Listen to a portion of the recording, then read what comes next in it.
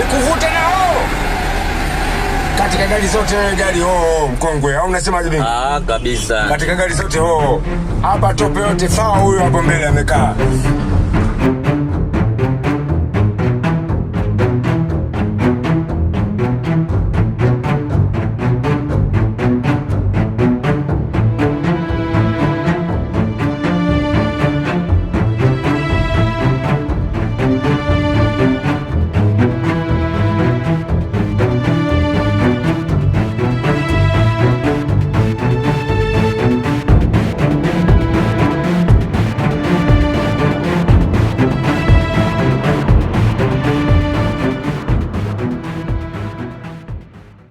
So currently on the Kenyan tipper scene, guys are having very fierce arguments. That is on 3 tippers, and this include the Isuzu FVZ 34 tipper, the Howo NX 266 tipper, and the FAW 310 HP tipper.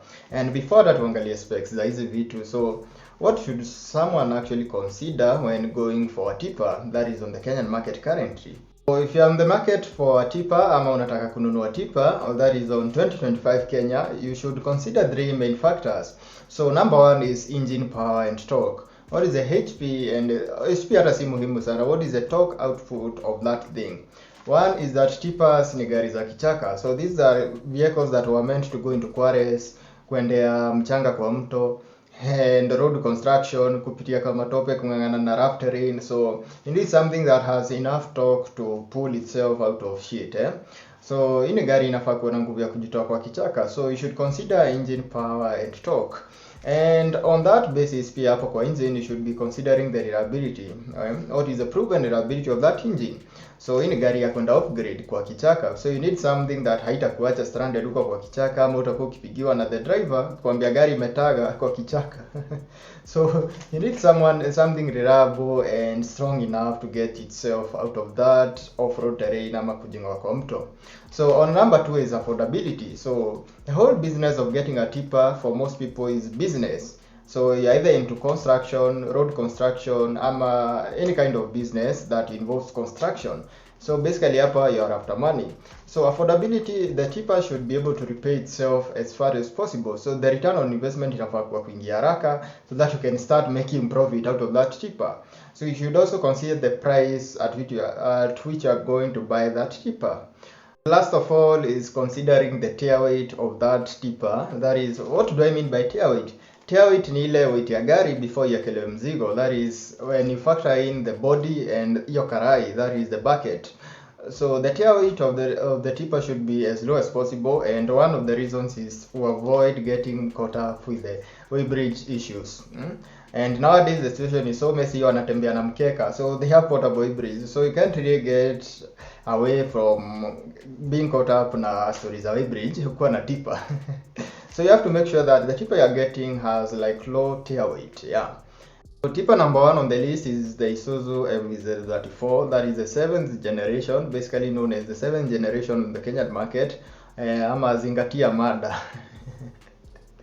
So basically the new Isuzu FVZ 34 is a very big improvement to the old Isuzu FVZ 34 tipper. So in terms of horsepower, the old version ilikuwa na a big engine that was a 9.8 liter engine that had a rated output of just 40 horsepower. And the current one has a rated output of 280 horsepower. So what's under the hood? So under the hood of the new Isuzu FVZ 34 tipper is the mighty 6HK1 TCS engine. This is a 7.8 liter 6-cylinder turbocharged Euro 4 engine that has a rated output of 280 horsepower. And listen to this, 882 Newton meters of torque at 1450 RPM, which is basically very much enough for any tipper. At least enough torque to get you out of the river. That is what wakwendea mchanga kwa mto. And in road construction, ama kujitoka kare watu wanaenda huko darugo kuendea mile, that is basically enough torque and horsepower to get you out of there comfortably and reliably, of course, bila like kutumia mafuta mingi.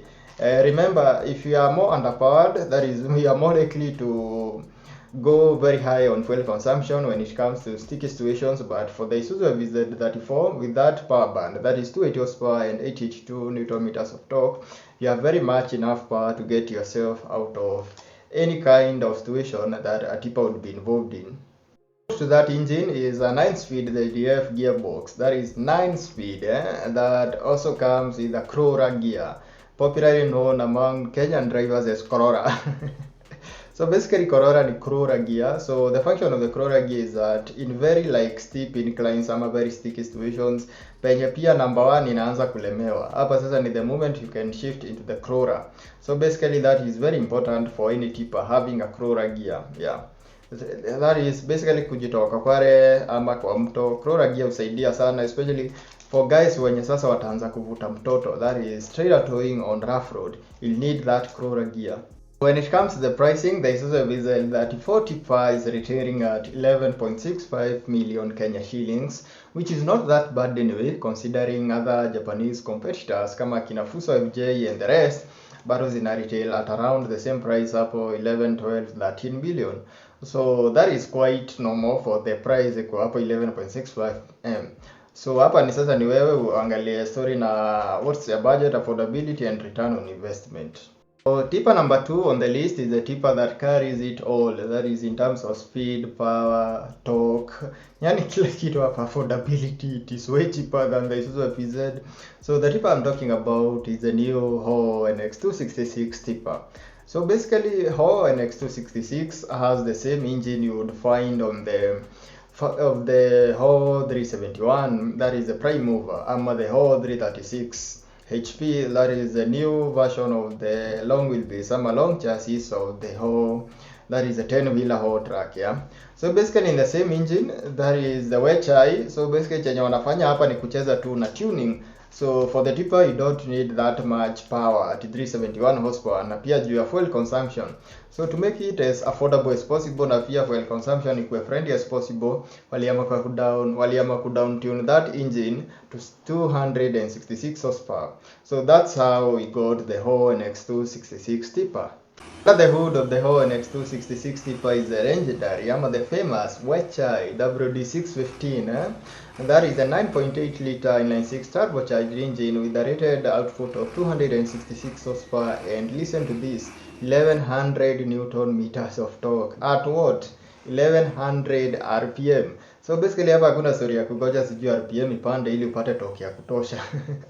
This engine has what we call extreme low end torque. So basically you have enough torque at the low RPMs, so you don't need to overrev the engine. So basically the engine can run at the right RPMs before you get the maximum torque out of that engine. Yeah.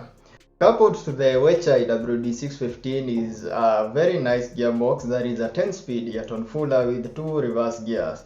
So basically on the Howo NX 266 tipper you have 6 high gears and 6 low gears. So niliwaambia that gearbox, that is the 10-speed gearbox, ndo inafanyanga Howo ianze kugeuka tinga ikikuja kwa off-road situations. This is due to very low gearing, especially on the low gears, that multiplies the torque. Remember the engine has an output of 1100 Newton meters of torque. So basically hapo ukiongeza the 10-speed gearbox, that thing becomes so torquey on the low gears. The tail weight, the Howo NX 266 tipper is rated at around 11.1 tons up to 11.4 tons. Basically this depends on the type of bucket that you'll get it in. So that's how unaonanga wase wengine wameanza kuchukua hizi like the bucket that you'll find on the tipper and placing it on the Howo NX 266 because it is way lighter and actually increases the payload. So basically hapa kama uko na the heaviest bucket maybe utakuwa around 11.4 tons, so utabeba 14.6 tons, which is within the range of the load capacity of most tippers. Matters start getting very enticing and very sweet. That is interesting on the pricing. So ikuja kwa bei, so the Howo NX 266 iko inachezea at a retail price of around 7.4 million Kenya shillings. Basically looking at that price range, that is around 4.2 million cheaper than what we'll buy the Isuzu FVZ 34 tipper for. So basically hapa unaweza muende the NX 266 kisha uchukue the FAW JK6 6-wheeler, kuna gari mbili. Ama hata instead of going for one Isuzu FVZ, you can actually go for 2. The Howo NX 266 tipper, ubaki na tu ka balance kidogo hapo ukilipa teketeke. So last on the list is the FAW JH5 310 horsepower tipper, which is like the newest entry into the Kenyan tipper market. So basically the FAW JH5 310 horsepower is FAW's answer to the Howo NX 266 tippers, and the Isuzu FVZ tipper. Yeah. So under the hood of the new FAW JH5 310 horsepower tipper is a legendary engine that is a 7.7 liter inline 6 turbo diesel engine that has a rated output of 310 horsepower and 1100 newton meters of torque. Basically kwa those three tippers, I don't think there is any tipper that has those power figures. The only close one is the 1100 newton meters of torque on the Howo. So basically when it comes to horsepower, the FAW JH5 310 tipper has the highest horsepower of these three tippers, and even the torque, assume that's a torque even equal. Okay, the torque is actually relative, but the horsepower, it has the highest power rating. Coupled to that engine is a 9-speed gearbox with 2 reverse. So basically hapa waliamua hata eka ile the 10 speed. How I wish they could have gone with the 10 speed found on the JH5 prime movers. Yeah, which would have been a better gearbox to handle more torque and power as compared to this 9 speed. But the 9 speed is yet incapable. Actually, bado iko na the high and low gears. So basically that's enough. That's a good gearbox coupled to that engine. So how heavy is the FAW JH5 310 horsepower tipper? So for the tear weight, that is the manufacturer's claimed tear weight, inachezea around 10.5 tons. So basically hapa, subtracting from the 26 tons, you have a rated carrying capacity of around 15.5 tons, which is not bad. Is actually ideal for any 10-wheeler. So basically the tear weight, 10-wheeler mingi hata zipitishangi 15 tons, so 15.5 tons is actually something. So the pricing, so the FAW JH5 310 horsepower tipper is retailing at around 8 million Kenya shillings, which is still way less than what you are going to get the Isuzu and the FAW FJ for. Yeah. So which of the three tippers would I recommend? Of course, for me, I'm usually like Chinese all the way, because I don't see the need of going for a truck at double the price of what you could have gotten, and a more reliable, like, why get a truck at 11.65 million Kenya shillings when you can get one at 7.4 million Kenya shillings? Just go Chinese. But if you have the money, you can go for the Isuzu FVZ 34 tipper. But if you're on a budget, I would highly recommend go for the Chinese, especially the Howo NX 266, which is way cheaper, slightly above budget, chukua the FAW 310. Yeah. Hapa tunaangalia return on investment. Ni gari gani utapata pesa haraka, na kama unaichukua na loan ni gani utalipa haraka uanze kuana. So basically there's no need of going for the more like expensive one, yeah, in terms of business wise, and the narrative that the Chinese products are fake is long gone. That's why the most logistics companies is Kenya, hata kina Rongai wenyewe umeona wamechukua Howo, and the reason being they are looking at the business aspect. Hapa si sifa za madereva ati za mada. These guys are actually looking at the return on investment and business wise, and which one has like the cheapest spare parts. For instance, the Howo NX 266 itakuwa na the cheapest spare parts of the three tippers as compared to the FVZ and the FAW. So why would anyone go for the more expensive spare parts when you can have the Howo NX 266 yenye probably iko na nguvu hata kuliko FVZ, iko na mbio, nguvu, and more reliable, more affordable, like inatik all the boxes far from the FVZ. Yeah. So I don't see the need of spending more money, but start the conversation hapo kwa comment section. So argue away, which tipper would you choose and why? Why are you pro Chinese or pro Japanese? Which tipper are you choosing? So thanks for watching.